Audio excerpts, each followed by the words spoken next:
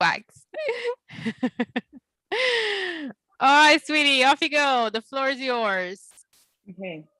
Um, so hi everyone. Thank you guys for joining and having me here today.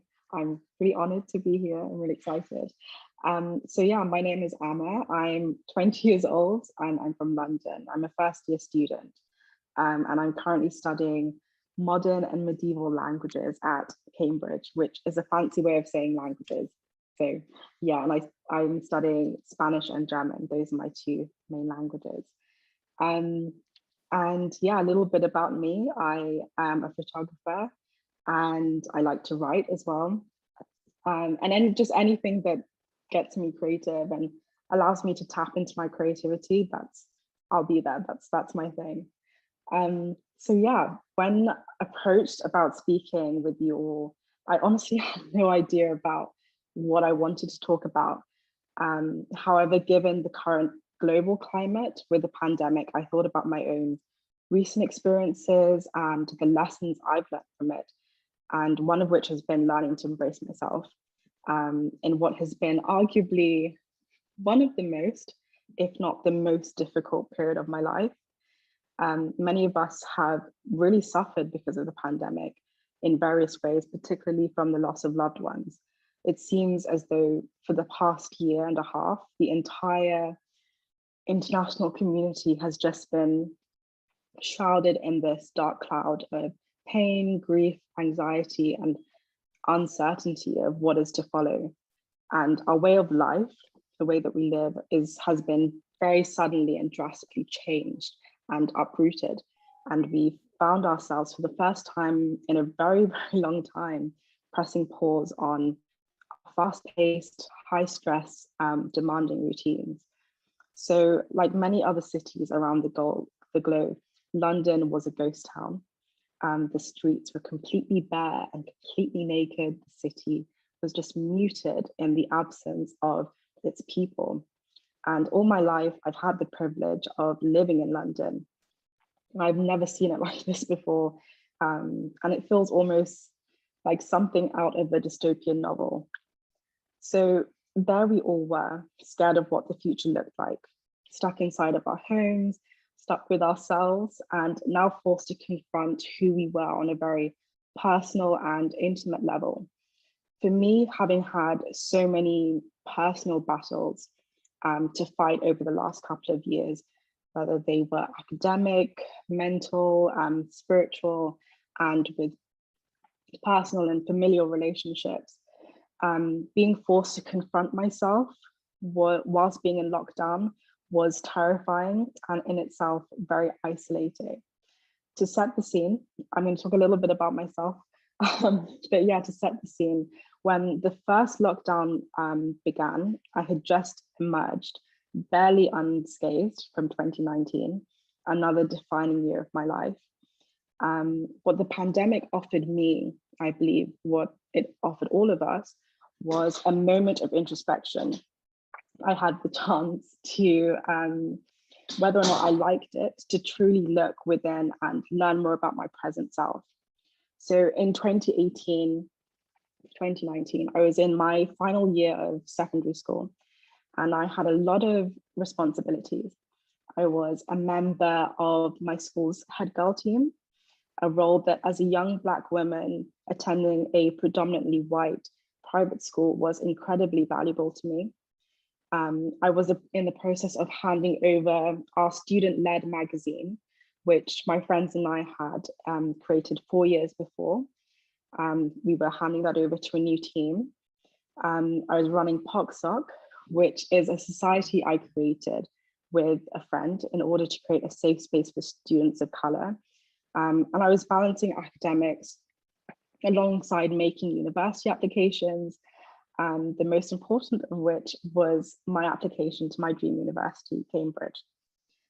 There was a lot of pressure and I was fighting a silent battle with my mental health, which I never opened up about. So I worked tirelessly on my application to Cambridge, determined to make it. There were many late nights poring over my personal statement and essays. And from the moment I received my interview offer, I did at least 2 mock interviews a week, and my dad even paid for a whole day, 2 days before the interview, just to have one-to-one guidance in preparation for the interview. Nothing ever stopped whilst I was doing all of this. I never had a moment to myself when I thought I needed it most, like I do now and I've had since lockdown. My dad and I traveled to Cambridge the day before the interview, and I remember he prayed with me before I went to bed.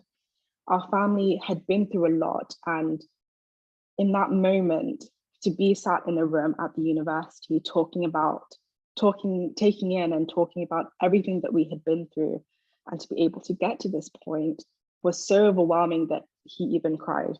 And my dad doesn't cry. So it was a really beautiful and powerful moment. He was there for me the whole day of my interview and lifted me up when I thought that my first interview hadn't gone so well.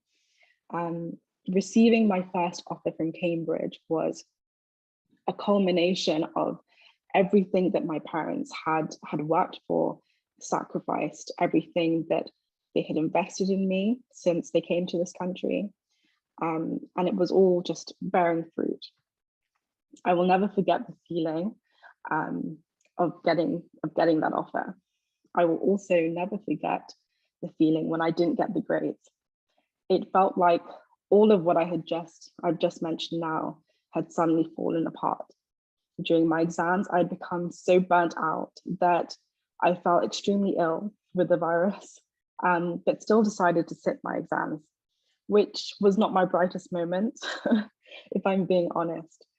And the letters AAC, which were my grades, crushed all the dreams that I had. And I was presented with this failure of a goal. I'll come back to failure as well in just a bit. The following days after results day, the day I got my results, were absolute hell.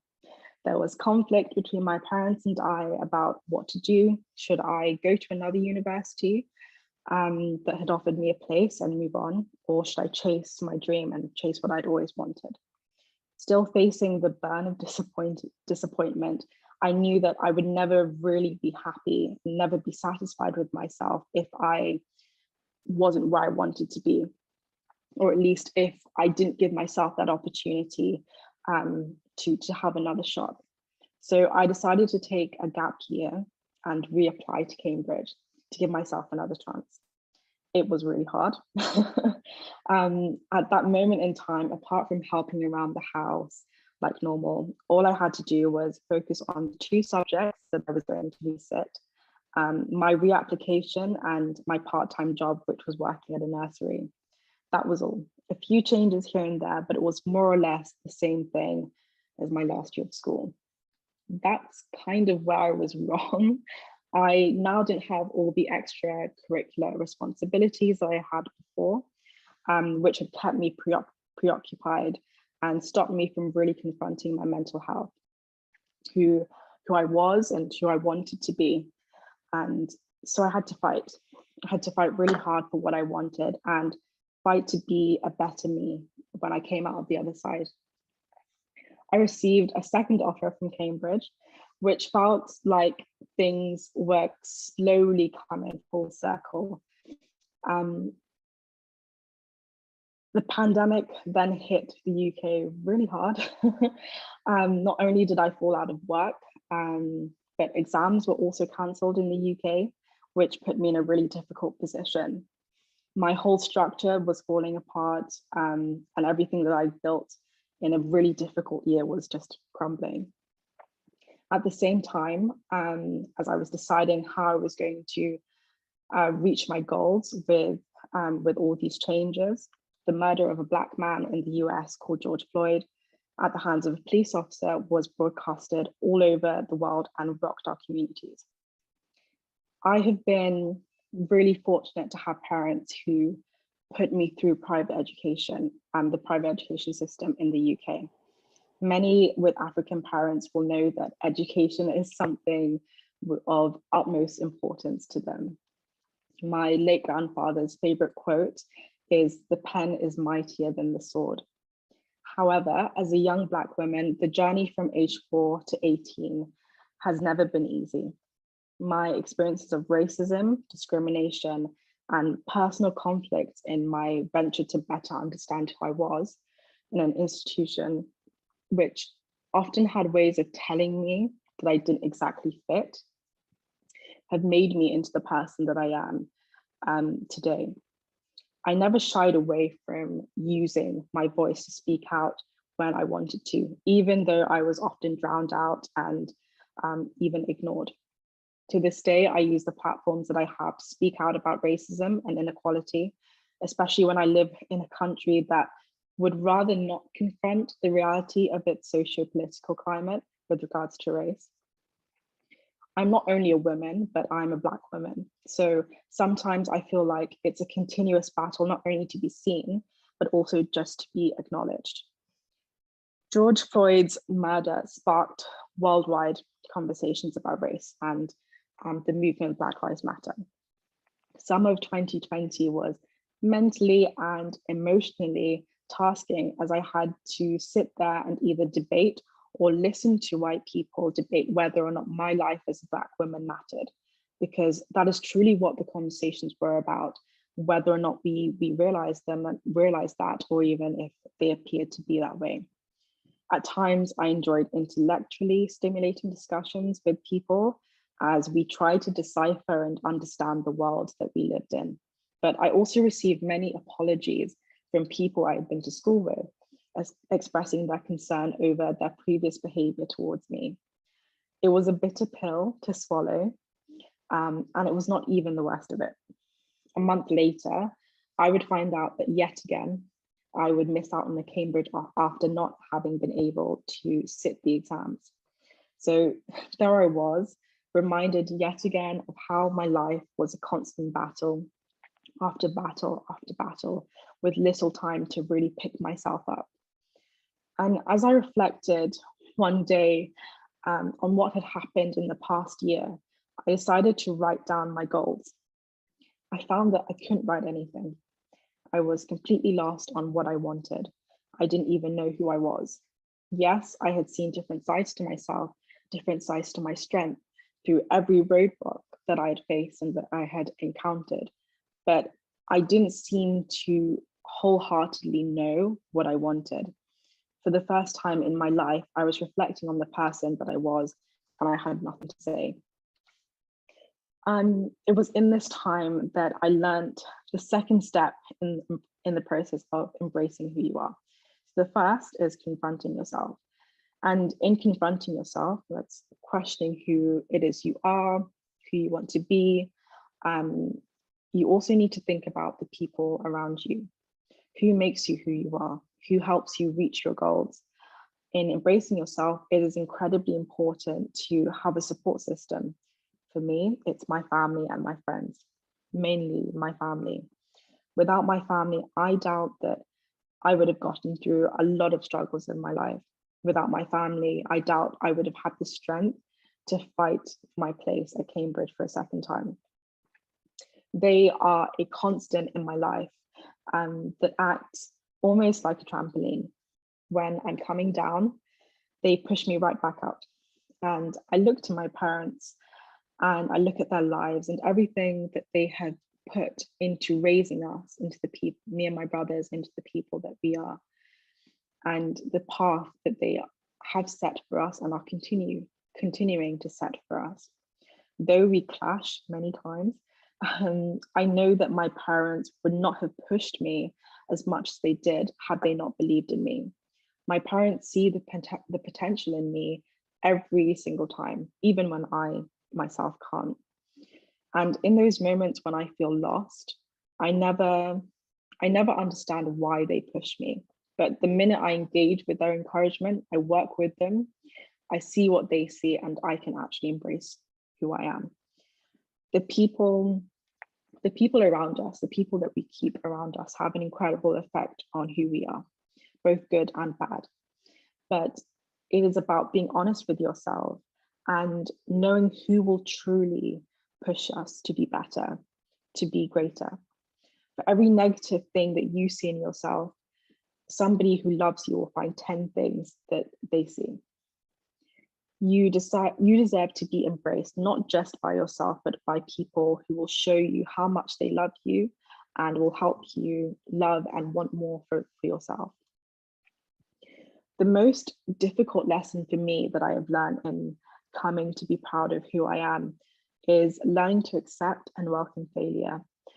All my life, I have always wanted to be perfect. Like I said before, being in a world which doesn't always see you, we have to be exceptional to be heard. So when I fail, it is painful because I not only know that I can do better, but that I need to be better.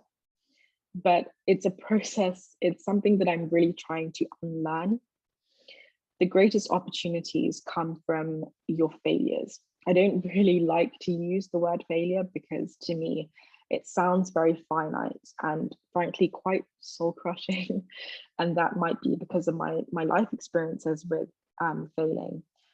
I'm sure you guys already know this, but it's just to remind you that you are not defined by your failures or by when things don't go your way or the way that you had planned.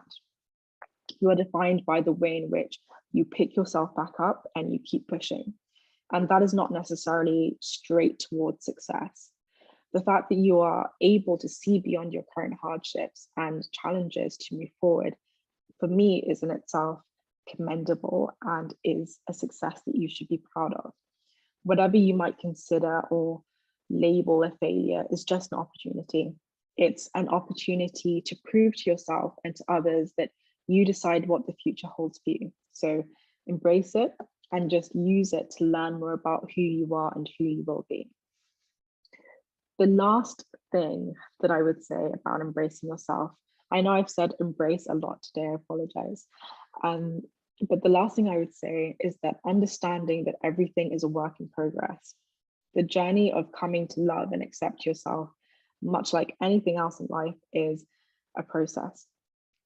The journey of coming to love yourself will have its ups and downs. But like I've mentioned before, it is up to you to appreciate every moment and use it to come back better and stronger. Never forget to take time out for yourself and focus on you. You are in control, even when you don't feel like it. So press that pause button if you need to. Don't wait for another pandemic. We have learned from this pandemic that the lives that we've lived and the lives that for some of us we're still living, the constant pressure and stress are just unsustainable for our mental health. So take time out to breathe, meditate, and refocus yourself because you are important. Everything is a work in progress to something and to someone great. So to round things up, in learning to embrace yourself in the most difficult of times, remember to confront yourself. Who are you in this present moment? And who do you want to be? Have a support system, people who will uplift you and love you, and welcome your failures and use them to grow. And also remember that everything is a work in progress. Your journey is far from over. So thank you so much for listening and to me, Travel On. And I hope that you could take at least one thing from what I've said today, if anything at all. So yeah. Oh my God. Bravo. I can't believe my little girl's all grown up. Oh, thank you so much, Alma. Thank you so very much. I wish I was just eloquent and enlightened when I was 20 years old. Nothing like that. All right, you guys. I'm gonna open out the floor. So yeah, everyone, if you have any questions for Alma, we can ask. I do. I have a few actually. Hello, Alma. Glad you're Hi. here. Let me pull on my speakers, my headset. Hold on. Okay, I have a few questions, as I said, and I would like to start by the bio you sent us. You know, when you say that you say that you are a Londoner, but then you say that you are an immigrant. And I think this is very interesting because although you were born and raised in England, London, I mean, in one of the centers of the world, you still call yourself immigrant. Why is that so? Yeah, this is a question about identity that I'm always, every day changes, my answer changes. I think I've had to learn to embrace having an immigrant background, and also the fact that I am British, whether or not I like it. I am British, I was born here, it's my legal right. And I think the reason that sometimes I have difficulty to decide which one, or to even to say specifically that I am English, which is a fact, is because I have grown up in a world which, especially in this country, which you will always know that you're an outsider. You'll always be told, whether it's by people's actions or if people want to actually tell you, you'll always be told that you don't quite belong. So I've always struggled with that. And I think that the way that I was educated, the system I was educated in, has a lot to do with that. I also think that my upbringing has a lot to do with it. So I was born and raised in London, but my first language is not English. It's actually Chi, because my parents are Ghanaian, and that was what my parents spoke with me when I was young. I didn't start speaking English until I was 4 years old and I started school. So I've known that culture for a very long time. My parents never changed the way they raised me. Just because we were in the UK, I had a very much a typical African upbringing with a little few modifications. So it's such a huge part of me that sometimes I do feel that if I say explicitly, I am British or I am English, I feel like sometimes people might neglect or forget the fact that, no, I do have an immigrant background, which means so much to me, and is really important to the person I am. Wow, congratulations. I asked that because here in Brazil, we do not see that, you know, me being a Black woman here in Brazil, I mean, I don't know where I come from, you know, this is something that was denied to me and the previous generations here in Brazil. It was completely erased, illiterated, you know, from us. And seeing you so young, because I mean, I'm not going to say how much older I am from you, but yes, so this is not from, this is something completely different to my generation, because my generation would want to get as much further as we could, you know, from these. And now it's totally different. We try to I don't even know which word to say, because it's something that we need to rediscover. You know, we need to learn. And it's, wow, congratulations for having your identity, you know, so very clear for you as young as you are. Yeah, thank you. And I just wanted to actually mention as well, so I'm studying Spanish at uni, and I have a year abroad project in my 3rd year, and I want to travel to Colombia and somewhere in Central and Latin America, specifically because of what you just mentioned. I have a huge interest in Afro-Latinos and identity, especially for descendants of Africans in the Americas, because I think that it's such an interesting topic. Brazil, like you said, has a huge Afro-Latino population, and there are so many stories of people being in denial of the African or the Black ancestry. And it's amazing how across the globe, we always struggle with this identity because of years and years of conditioning and socialization, which has informed the way that we view different groups of people. So yeah, it's really interesting that you mentioned that, because it's something that I want to work on and research into a bit more as well. Come here. Yeah. Come over. Well, I would love to. Come see me. I'm sorry, but I still have a couple of questions. So let me get it out of the way. So and then Get I'll off your stop system. Come on. Yeah.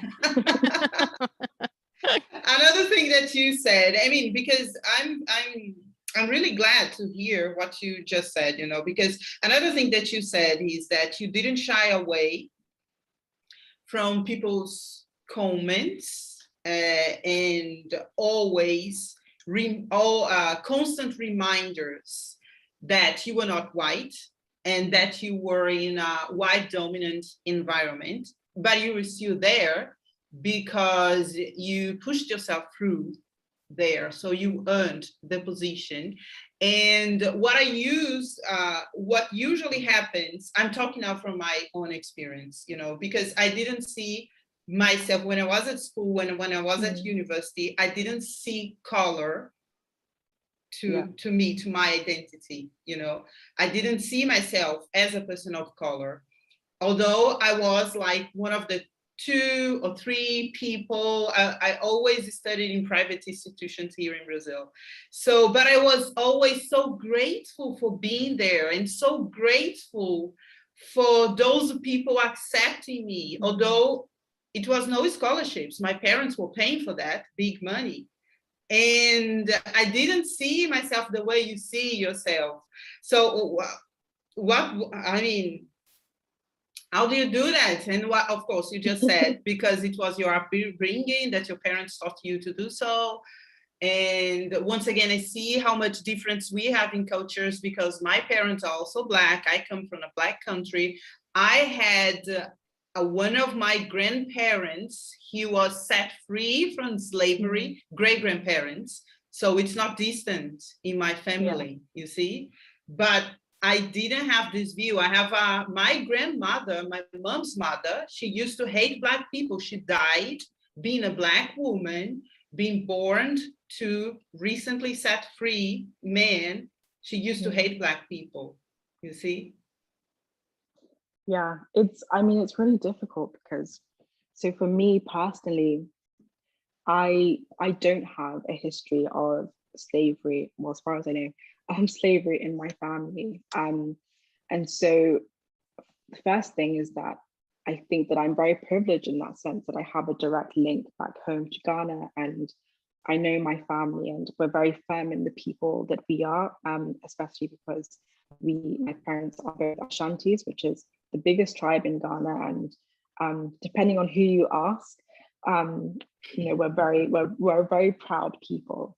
So my parents were always very specific and made it very clear about who I was. There was never any question or doubt about that. I had a lot of instances when I was in primary school. There was a time when, you know, boys would chase me around the playground, like trying to eat me because I looked like chocolate, and a whole bunch of other things. And my parents would always say, no, well, you're better than that, and you have to ignore them, and, you know, just ignore them. And I used to think that my parents were neglecting what I was going through, but I recently found a letter that my dad had written to the headmistress. It was very, very straightforward about the incident, and it was dealt with. So for me, my parents have just always reminded us of our background and who we were. There was never any shying away from the fact that we are different to a lot of the kids that we go to school with.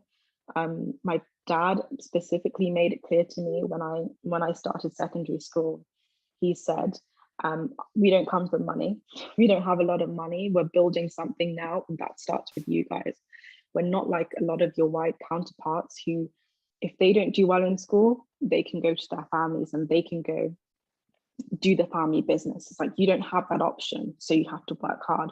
So I always knew, and I always respected that. So yeah, I would say that I'm very privileged in being able to be proud and embrace myself, but it's not something that I've suddenly, you know, I've had all my life. There have definitely been ups and downs. There have been times when I've been embarrassed of my culture and embarrassed of who I am, because, you know, it's little things that will affect you as a child. And when your brain is so young and you're still learning, you know, if a boy makes a list of all the girls in the year group that he likes and you're at the bottom, it immediately clicks in your head. You know, small things like that will affect you, and you know, you go through certain things. But another thing that has helped me as well as I've grown is creating a safe space or creating communities for especially women of color to come and to talk about these things. Because even if you don't initially, or you're not able to yet fully identify with being a person of color, or not being white, when you surround yourself with other people who are, then you start to realize that a lot of the things that you have been through in life, a lot of your experiences actually are very similar. And you will be surprised, because you go through life thinking that it's normal, thinking that maybe it's just me. But then you enter a space with people who are just like you, who look just like you, and suddenly that dynamic changes. So creating a society, when I was in year 12 of secondary school, with my friend, which allowed other Black students and other students of color to come together, was really something that changed. I would say changed my life. A girl who was my mate came to me and she said, I was embarrassed to come to the society because I've always been ashamed of who I am. I've always been ashamed of myself. She said, when I was younger, and not even like maybe a couple of years ago, she said, I once went into the shower and I tried to scrub my skin so hard to like get the color off. And she said, I felt so embarrassed to come here today because I didn't think I would, I've never been proud of being who I am. So why should I be in this space? And I said to her, we've all gone through that. We've all experienced that. And this space is about coming together. It's not necessarily to talk about race or to talk about experiences. It's just to be happy and to have somewhere where you're comfortable and you're loved and people know who you are. So I think that has really helped me. And as I've grown, having more Black friends and having a diverse set of friends has helped broaden my view of the world and my understanding of things as well. Thank you.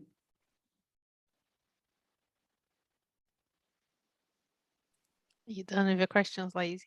I do, but I'll Okay. just be quiet for a moment. Anybody? Go on, Monica. Can I ask a question? First of all, thank you, for being here and for telling your story. Thank you. It's so inspiring to hear from you.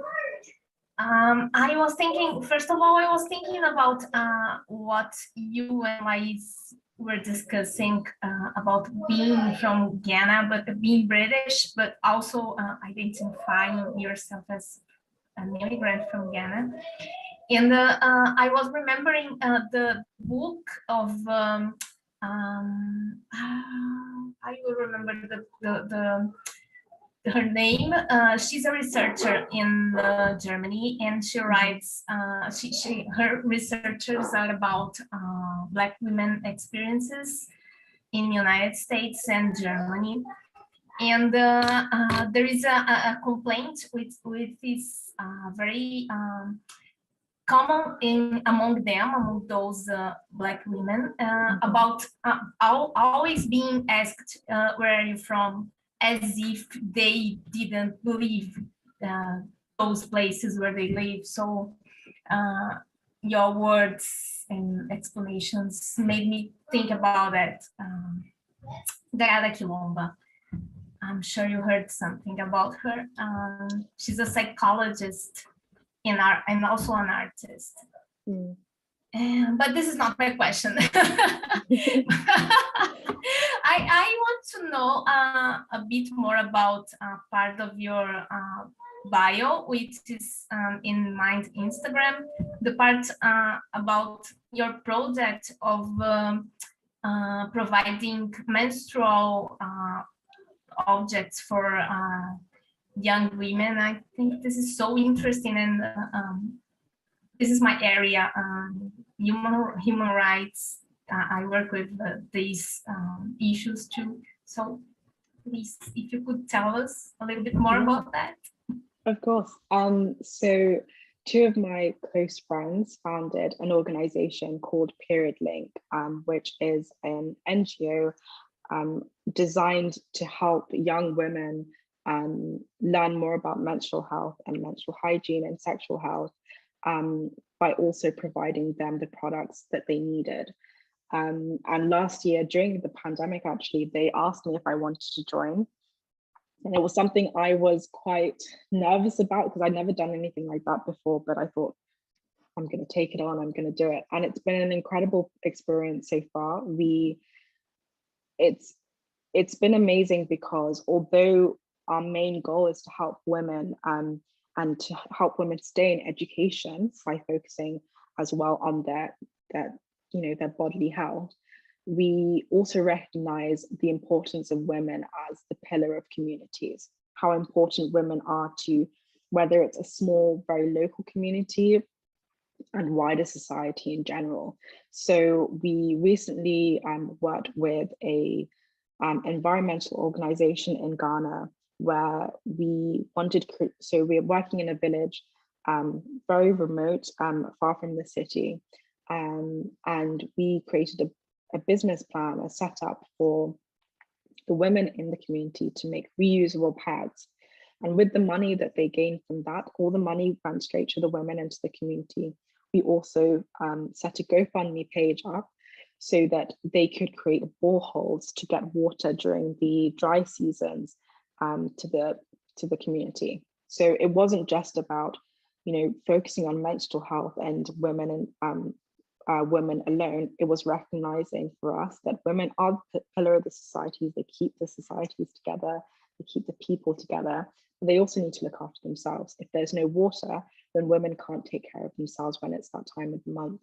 So yeah, working with PeriodLink has been incredible because it's definitely made me more aware about myself as a woman. I have my own issues with my period, have very, a difficult time during the time of the month.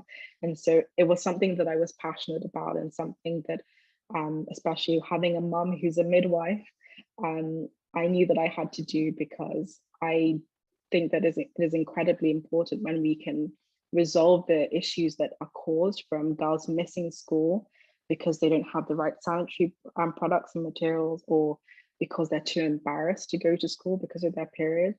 By recognizing all of that and saying we're going to focus on that so we can keep girls in education and give them a better chance and better opportunities in life. Yeah, it was really, really important to me as well.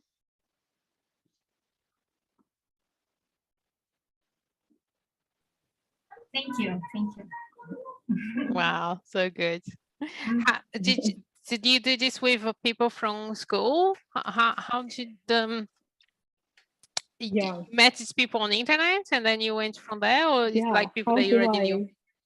How do I explain it? So one of the girls, my friend Peace, I actually met her when I was applying for Cambridge. We met at an open day and we just became really good friends. She's half Ghanaian, half Togolese. And so we just stayed in contact. And then I don't know, social media works very weirdly these days. We just like connected with each other's mutual friends. And then her friend Marina, who we all say is like just a career activist. Any cause against the government, yep, she's there. She will do a hunger strike. She will sit outside Parliament if she has to.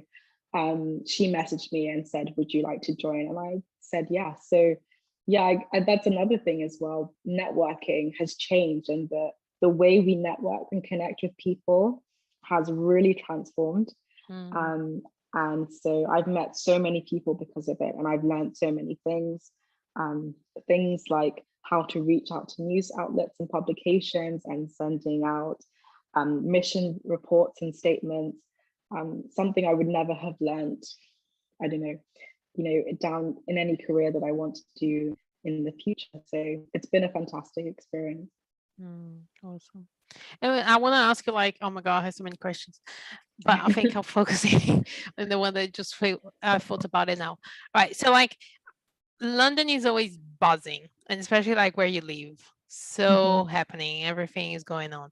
And now pandemic hits, boom. Everyone's indoors, no one's going out people not, socializing anymore and things like this. So that's what we know. It's hard, people dying, da, da, da. This is like okay. Well, it's not okay, but it's what we know already. It's happening all over the world. So what I want to ask is like, how do you see the results of the pandemic in as far as like England goes? Like, do you think there will be lots of positive that will come out of it? Like you just mentioned now about the social networking and creating these new networks and things like this. Because I think, and you said this as well when you were telling about your experience, like it's a good time for reflection, to think about things and look, and just introspection when you look inside and you're like, okay, so this is not working, let me adjust. So I do like, personally, I think that there will be a massive positive side to the pandemic, but I want you to hear your opinions.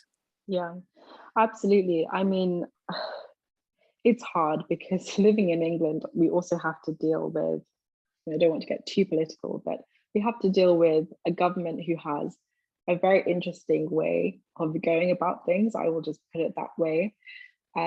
So every time that, for me, I feel like we have an opportunity to make a change and to make a difference, classic example is Brexit. They always find a way of doing the complete opposite. So I think that it's going to take a lot of reflection and a lot of, people being really honest with themselves for real change to happen. There have been a lot of articles recently about, I don't know if any of you guys have been there or know about Canary Wharf, which is like the center of business and commerce in London, right? And because of the pandemic, nobody's going into offices, nobody's traveling to work anymore, and the whole place has completely shut down. And it's throwing everyone into a frenzy because this is where all the money gets made, and people benefit from people, piling up in buildings every day. So one of the reflections that I hope we can take out of this and changes we can make at the end is, having a more flexible work-life balance. If there is no need for someone to come to work and sit in front of their computer for X amount of hours a day, let them work from home, especially if they have kids. I mean, I have this discussion all the time with my dad about especially as a woman, balancing career and family life, and it's something that I have to think about very, very carefully with the career that I want to go into. But if you then change the way in which we allow people to work, having more control over their hours and their work setup, you can have women working from home. And then if they need to go and pick their child up from the nursery or from school, they can rush out and do that. And when dad comes home, then things are sorted out and balanced that way. So that is, for me, one of the things that I really, really hope people look at and say, hey, we need to re-examine the way we work, we go into work. I mean, if any of you have experienced rush hour in London, it's absolutely insane. The tube is packed, everyone is stacked on top of each other. I'm a short person, so I'm always stuck under some guy's sweaty armpit. It's not in any Tube way. is the worst. Don't. Yeah, it's horrible. It was funny because when I went to London, I was like, in Sao Paulo, in Rio, trains are full. That's a fact. But I'm like, this doesn't happen in London. Like, no, we have seats with air conditioning and everything. Yeah, no, we don't. And it's the worst because horrible. people are not the most hygienic. So yeah, it stinks to high heaven in summer. It's the worst thing in the world for you to use the underground, right? Yeah, it's horrible. But I hope things change, and I hope that we can, do better. Another positive as well is that our carbon footprint has reduced, and with respect to global warming and the environment, things have been a lot better because everybody has stopped traveling and going to work as much as we used to, and that's already having an impact. So if people really, really, really focus and say, what do we want for our world and for our future, I think that there could be a lot of positive changes that have come out of the pandemic, which has forced us to really pause and be grateful for, you know, the small things in life. Awesome. Everyone's so shy today. Come on, guys. No question. All right, I'll ask another one. I do. Oh, okay, go. So my other question is about these application process for the university. So it's very interesting because it's, you know, it's a whole different holy, as we say here in Brazil. You know, it's a whole different process. It doesn't work like this. So even though you, like, let's say here we would say that we passed the exam to enter that specific university. You know, we have the specific points that we can apply for some universities, but there, even though you are accepted, you still have like an interview. How does that work? Yeah, so let me have a think. Okay, so in the UK, the only universities where you will have an interview are Oxbridge, so Oxford and Cambridge, which are the two top and oldest universities in the UK. And then medical students will have interviews. There are some other courses. For example, my brother is doing design engineering. He had to do interviews for all his unis. So there are other few courses where you'll need an interview, but mostly medics and people who are applying to Oxford or Cambridge, they will do an interview.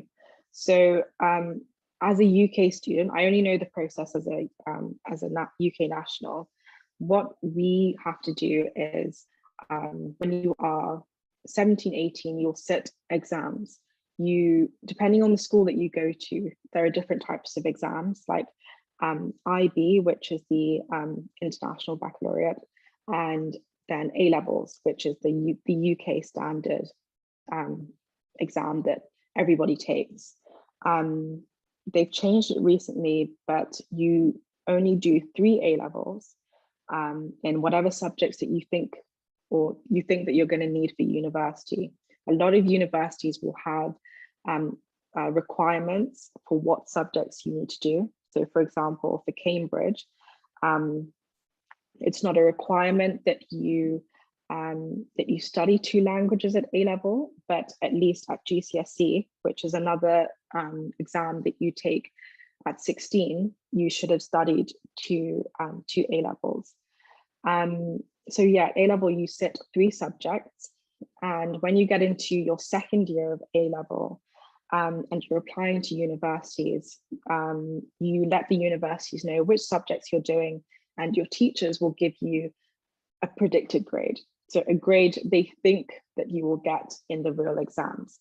And based off of that, you also have to submit a personal statement, which is like just over 1,000 words about why you want to study your degree. You submit that, and then your teachers will also submit a reference. So their opinion of you and why you would be good for the course and all of that stuff. So from there, once that's all submitted with other universities, they will just make their judgment based on the information they've got. They will also have your GCSE grades, the exams that you take at 16, and they will make their offer. So when they give you an offer, they will say, hi, we would like to offer you a place at Durham University. The grades that we want you to get are, for example, A star, A. That's in our grading system, the highest grade is an A star, then an A, then a B, then a C, and so on. And so if in the final exams that you take in June, you get A star, AA or higher, then you get your place. If you don't get the grades, then you won't get the place. So the difference with Cambridge is that you submit all of that normal stuff, so your personal statement, your reference from your teacher, your GCSE grades, and your predicted grades. Then they will come to you and say, okay, you've applied to our university. Here are all the forms you need to fill out for the rest of the application process. So for languages, I had to submit 2 essays, 2 in Spanish and 2 in German. I had to submit those. I also had to do a mini test at the interview where they asked me a question, and I did one essay in English and another essay I chose to do it in Spanish. And that was an hour and a half in the interview. And if you get an offer, if after looking at all of that, they say, okay, we'd like to interview you, and you travel to Cambridge on the day, and you will have 2 interviews. So for language interviews, they usually are about 40 minutes, and half an hour is just them asking you questions, ask about your personal statement, ask about books. They will give you a text to prepare before your interview. So I think last year I had a Greek poem, but that was translated into German. You're not allowed to use a dictionary or anything, you just have to go for it. And then when you come into the interview, they say, okay, talk to me about the text. And you just have to, even if you didn't understand it, you have to find a way to say whatever about the text. And then you talk about yourself for a bit. And then the last 10 minutes of the interview, they will speak to you in the language. And then after that, they say, do you have any questions for us? I always like to research the person that's interviewing me and say, oh, I read your book on this. What's your thoughts on that? And just try and sweeten them up a little bit. And then once those 2 interviews are done, you've done the exam, that's done for the day. A month later, they let you know whether or not you have an offer. And if you do have an offer, they say, for languages, we want you to get A star AA and in these subjects. And if you do the exams and you meet the grades, then you can start uni. But it's a lot of work. Let me just get something right here. So after all of this, they give you like a subject to study, and you have to go to university, take the classes, and only after that, if you succeed, then you start for real. Yeah. My goodness. Yeah. Wow. You really wanted to get into Cambridge. Yes. Yeah. I put Wow. myself through a lot of work. It means so much to me. I mean, even being there now, it's really difficult. There is a lot of work. The first time, which was in October, was, I think, the hardest time of my entire life. I've never had so much like work in 1 week. It was so crazy. I think I was handing in maybe 3 essays every week, 3 2,000-word essays every week, and having to read. I mean, there was a day I had to read like a 300-page book in 2 days, and then write an essay and then do the extra reading on top. It's a lot of work. So when people say that it's important, that when people say that they value people who went to Cambridge or to Oxford, I understand, because you have a lot of pressure. And so when you get into the working environment, hopefully you're able to deal with it and deal with the workload. Yeah, but I mean, as soon as you don't even have to finish your graduation, people will be like chasing you to hire you. With all of this pressure and all of this work you put yourself before getting into it, I mean, this kind of person is definitely the kind of employee, the kind of associate I want to work with. Yeah, hopefully people will be chasing me. That's the idea. I want to go into law, so I have to do another 2 years conversion. But if you're really good, a law firm will pay for your tuition fee. So that's what we're aiming for, so that I don't have as much debt when I'm older. Yeah. Wow. So after you finishing languages, you're doing Spanish and German, right? Yeah. You're gonna take 2 years. You just need 2 more years for law. Yeah. So that's fascinating. In this country, we have a conversion course program. It's a 1-year course. You study law in 1 year. It's very intense. But then you also prepare to take your bar exam as well, to qualify to be a lawyer. And if you want to practice, you can practice. If you don't, it's up to you. I would like to practice for a little bit, and then hopefully kind of take my skills somewhere else. Last question, I promise. So let's say that you wanted to take law since the beginning. How much would you have to study? I mean, in terms of years, how many years? Yeah, so if you want to do a straight law degree, so immediately after high school, I think it's a 3-year degree. Interesting. Here in Brazil, it's at least 5 if you really? manage to finish. Yeah, I mean, you see, that's ridiculous, you know, our educational system, because we take like 3, 4, I mean 3 it's okay, but 4, 5 years, you know, we're studying like so many generic things when you should have go straight to the point. I mean, I have a bachelor degree in administration, but you know, 1 year and a half, I would say, it's just, you know, walking around, you know. Yeah. Yeah, it's I think it really, in this country, it really depends. Medical students have the longest degrees. It's 6 years. My best friend is doing medicine and she's nowhere near finishing. And then it depends really. I mean, my languages degree is 4 years. But I always say it's 3 years because one of my years I'm going to be spending time in, well, I would like to go to Latin America and then also to Germany. So it's not too bad. It's a nice, I think my degree is the best degree.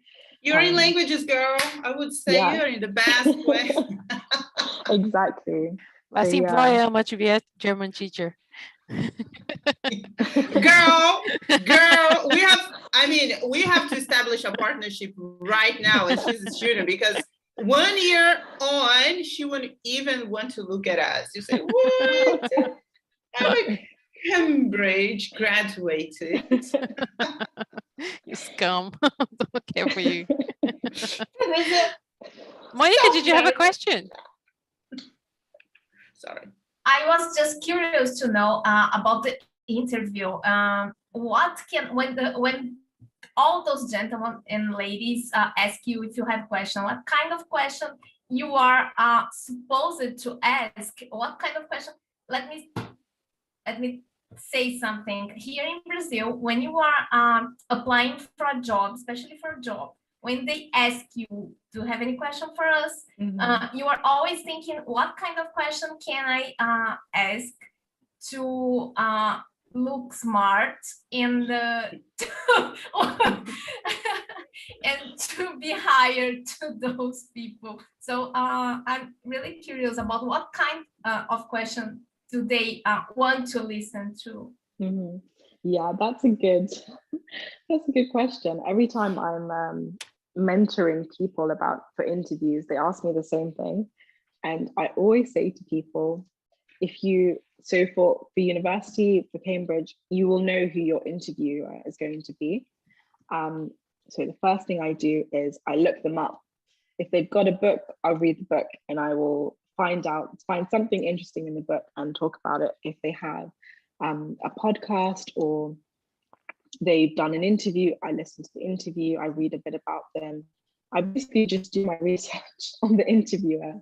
And I find at least 2 questions about what they are interested in to throw back at them, because it gives them an opportunity to talk about themselves, because who doesn't love to talk about themselves? Right. And you know, it also shows that you're interested in them and not just the place at the university. I remember my first round of interviews, for my German interview, it was my second one. I'd had a Spanish interview and I just didn't really get on with the lady, and I was so upset. And my dad was like, you've just got to give this one your all and just really go in there and, you know, just throw everything on the table. And we finished the interview. We were throwing a couple of jokes around, and I was like, so he said to me, do you have any questions? And I said, well, I was listening to your podcast about Middle High German and how you got into writing medieval literature. What is the challenges that you face when translating? He went on for 5 minutes about his work. And I just sat there and I just nodded my head and I said, yes, absolutely. You know, so I think that's been, and I couldn't do that the second time round because I had him again. And so we just we just talked about the last interview, but it was one of the things that I took away was always know who's interviewing you and try and reach out to their, to their interest, because as human beings, sometimes we can be selfish. So try and poke their their button a little bit. And you take it like into a personal level as well, right? So now it's not like that relationship like where they are interviewing you. It's now an exchange of information. Oh, that's awesome. Okay, I know it's like time, but I really need to ask you about your trip to Ghana, because I know like you went to Ghana, and you went to Ghana when you're growing up. I remember you guys going for holidays and there, but there was just one trip that really changed things for you. So why did it change? And like, was it because of your age, your perception, or the things that you were going through when you were in England? And like how, why and how? Yeah. So in 2017, I went to Ghana with one of my brothers. I had just finished my exams, my GCSEs, and it was just a nice like holiday to have before I got results. I hadn't been to Ghana, but by then I hadn't been to Ghana in a good maybe 5 or 6 years. It had been a long time. So I hadn't seen the country for myself, and through matured eyes, like, when I'd grown up for a really long time. And yeah, it changed. I don't want to say it changed my life, but it was really moving, because there is a perception of Africa, not just in the West, but in the world, in the global majority, about Africa being poor and underdeveloped. We use the term underdeveloped countries, or less LDCs, less developed countries. And I've always known that that's not the case, because it's my home. It's the place that I love the most. It's my refuge, and it's where I'm most comfortable. And there's so much more to it than just poverty. I know that for a fact. So to go and to see for myself how much it had developed since I last came was incredible. There were new buildings, there was a new airport, everything was just so new. And sometimes when we talk about the development of Africa, we talk about it with respect to modernity by the definition of the Western world. And I think that has been very damaging to the way in which we've been able to move forward, because we keep comparing ourselves to the Western world, countries that colonized us, when actually, we have our own culture, we have our own way of doing things, and it's important to do it at our pace. So that trip was so amazing to go and see that. There were obviously, a lot of a few negatives and things that I was like, okay, we need to improve on this. But overall, it was just so beautiful. I got to see my grandmothers again after a very long time. And it was also the first time I went to Cape Coast Castle, which is one of the slave ports in Ghana. And when I was younger, I'd never been. You're not very aware of these things. And as I've grown, I've learned a lot more. And the trip to Cape Coast really, that definitely changed my life. If you ever have a chance to go, I would definitely recommend it. It was eye-opening. Every time you think you know about slavery, you learn something else, and it just completely opens your eyes. And it was a beautiful trip, because we had an amazing tour guide who wasn't, trying to focus on the sad part and the bad parts. There's a door in the castle when you go, and it's called the door of no return. So when they were leading the slaves out of the dungeons, that's the door that they would go on to be loaded into the ships, because it's right by the sea, right by the port. So you go, and when you're on the tour, you go through this door, and then they talk a little bit about it. You see nowadays the locals fishing, and you can just see the ocean, and it just like goes on forever and ever and ever. And then when you turn back, they've now changed it so that on the outside it says the door of return. And it's that moment when it kind of hits you, like a lot of people who left through that door didn't even make it back. They could never return. Some of them never made the full journey to Europe and to the Americas. And so for their descendants coming back, a lot of Americans come to Ghana to reconnect with their roots, to come back and have that kind of spiritual return, through their descendants, is really, really powerful. So yeah, that was a trip that changed me. I wrote a poem about it, which is going to be published in a book soon.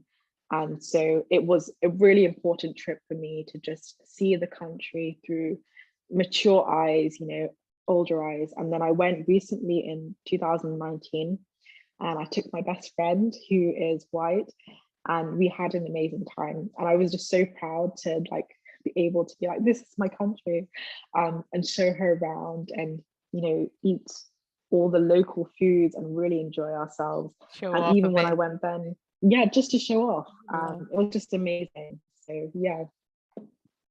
Oh my God, the food. Don't. Amazing Lazy, food. remember when we went to the African restaurant in Sao Paulo? And I was telling you, like, I used to go for dinners. My friend's house used to cook African food. Oh, yes, of course. Rufo tour. Yeah. Best cooker in the cooked- planet. I cooked African food with I lived in London as well, and in two different times. And the last time, which was just for fun, just traveling around Europe and having fun with friends. And I really connected with this family from Angola. A girl, it was religiously every Monday night, I would go and have dinner with them, and we would have dinner parties, every freaking week. And the dinner parties would go until 2 a.m. When we would dance, we would eat, we would cook. So, oh my God, I miss that so much. And then I would go back home, on foot, like 2 a.m. And it was awesome. Yeah, Those are food the is days. amazing. Those are the days. Yeah. Oh, thank you so very much, Amma. I don't want to take any more of your time. You Thank you are for having me. amazing. It's so good to catch up with you again and see like how far you came. So proud of you, girl. Makes me emotional. Thank you so much. Thank you so much. Thank you. Thank you everyone for It's a coming and pleasure. supporting us. Bye.